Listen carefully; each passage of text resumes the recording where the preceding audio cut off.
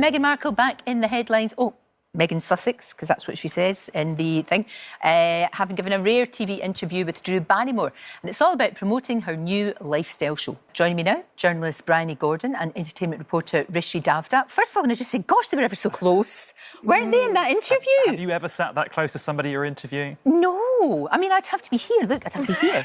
Look, I'm here. I'm here, Bryony. I'm invading your space. Sorry, I'll go back now because that was slightly worrying.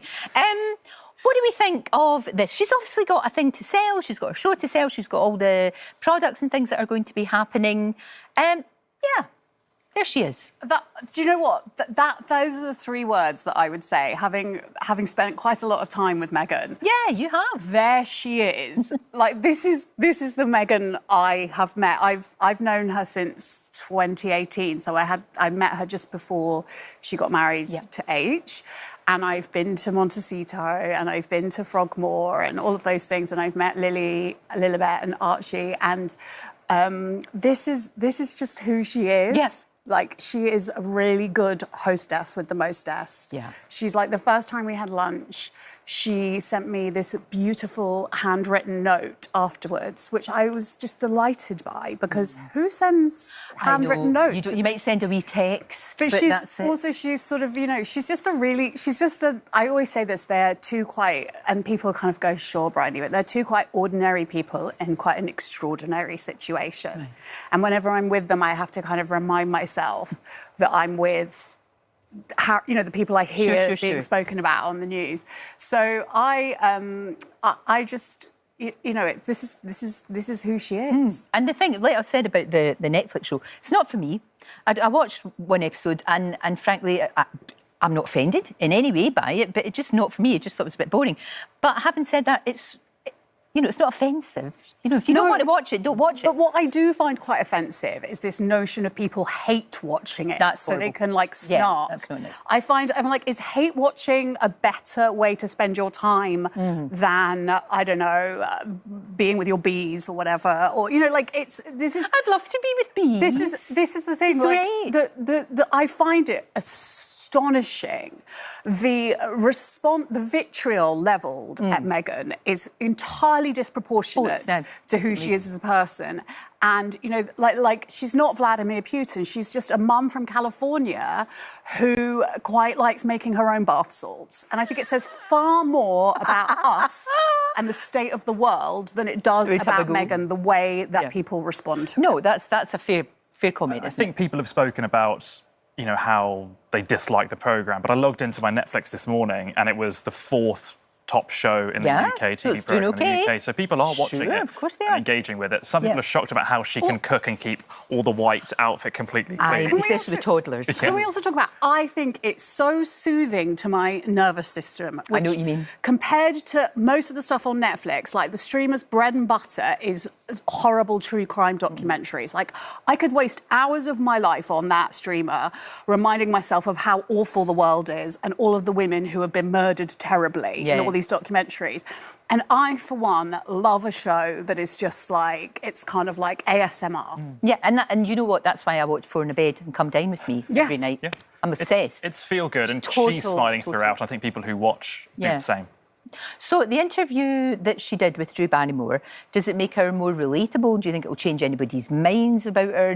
But I always think those that love her, those that don't won't. That's the trouble. That's going to be the thing, isn't it? I think realistically people have basically chosen their side already. And I don't think anything she can do massively will have people swapping from one position to the other. It's really interesting to see how she grows in the interview she does. She gives a little bit more information about the children and what they're up to. And Drew Barrymore, as an interviewer, because she's so close to you, almost forces you to open up and a very gentle interrogation. But no, I don't think anybody's going to be swapping from one side to the other. But it was a nice interview, and I think people who are fans of Meghan, as many are, will really enjoy seeing more of her. Well, you've met her, and that's the thing. It's all very well to have an opinion on somebody, but if you've not really met them, I'm so interested that you said that they were almost ordinary.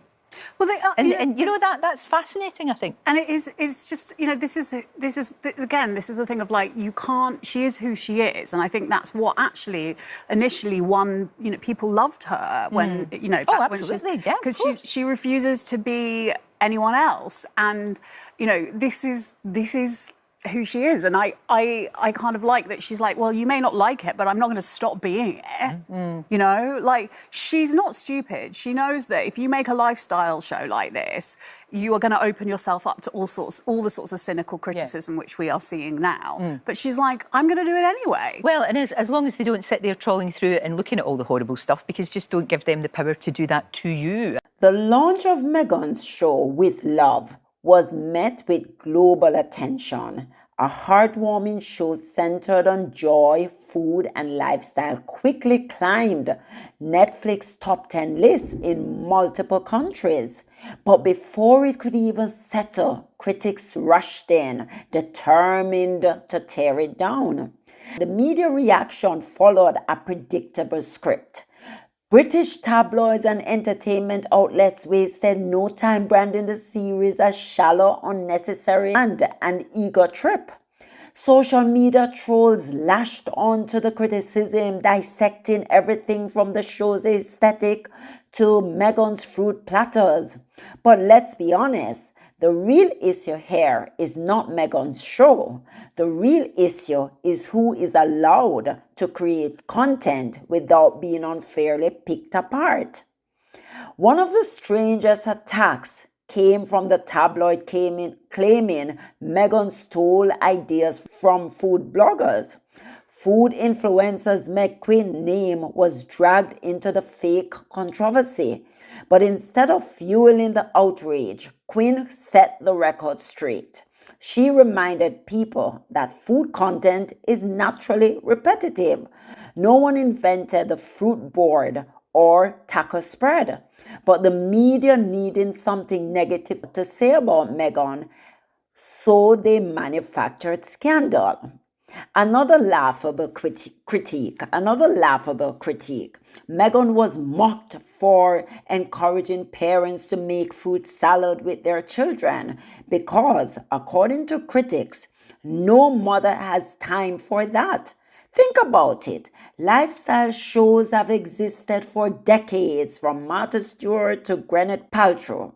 But when Meghan Markle does it, suddenly it's an issue? Make it make sense, guys, please. Despite the media's attempts to dismiss it, With Love Meghan debuted as the 10th most popular show globally. That didn't stop biased reviews. The What's on Netflix account, run by Casey Moore, who has a history of criticizing Meghan, misled followers into thinking the show was universally panned. Leading the charge against the show are, you guessed it, white male critics, Variety Daniel De Adrio, The Guardian's Stuart Heritage, and the Irish Times Ed Power have all reviewed cooking and lifestyle content before, yet suddenly Meghan's show is beneath them. Ed Power enjoys Gordon Ramsay screaming at chefs, but Meghan calmly making fruit salad is unacceptable. Stuart Heritage, who has covered lifestyle TV for years, now pretends With Love Meghan is absurd. Daniel De Adrio calls it an ego trip, refusing to engage with the content in good faith. Dan Wootner, who I should not even mention, admitted to hate watching just to crash the show. These men feel entitled to dictate the value of a series that was never made for them. Women, especially women of color, constantly face this double standard. White celebrities launch lifestyle brands without backlash, yet Meghan is ridiculed for the same. Let's be clear. This backlash is not about the show. It's about Meghan succeeding on her own terms. The media was ready to call the series a failure before it even aired. When it debuted as a top Netflix show, critics suddenly decided the numbers don't count, but the facts speak for themselves. The show is popular, the audience is engaged. Entertainment outlets like Variety and Hollywood Reporter ran negative reviews while ignoring the show's success. The harshest critiques came from men who were never the target audience. They approached the show looking for flaws rather than watching it with an open mind. The same critics calling With Love Meghan shallow have spent decades glorifying royal traditions, no matter how outdated or frivolous. British taxpayers fund a royal institution that parades billionaires in golden carriages while urging the public to tighten their belts. That's acceptable, but Meghan cooking in her California kitchen somehow offensive? If Kate Middleton launched a Netflix show about family, food, and wellness, the press would call it elegant and relatable. Instead, Meghan faces endless scrutiny. Meanwhile, the British media ignores underwhelming royal projects. Prince William's homelessness documentary flopped, drawing only 1.5 million viewers. Kate's Christmas special also struggled, yet the same outlets that claim With Love Meghan is a failure are silent about these flops. The numbers prove it. Viewers are tuning in. With Love Meghan ranked in the top 10 on Netflix in over 40 countries within a day of release. It secured the 4th spot in Canada, Ireland, Kenya, and South Africa, and landed in the top 6 in the US. Even known Sussex critics, Chris Shipp, had to admit it made Netflix UK's top 6, proving that audience interest doesn't align with the media's negativity. The series performed well across Europe, the Caribbean, and the Middle East, reaching the top 5 in countries like Croatia, Cyprus, and Trinidad and Tobago. The critics can hate all they want, but they cannot control audience response. Meghan is building something beyond the royal institution that tried to control her. That alone is enough to enrage her critics. But at the end of the day, their opinions don't matter. Viewers are watching, and that is what truly determines success. So guys, go and watch With Love Meghan. It's beautifully curated, it's beautifully done, it's aesthetic to the eyes. Everything is beautiful about it. And make sure to like it and let the critics and the troll have a bad day.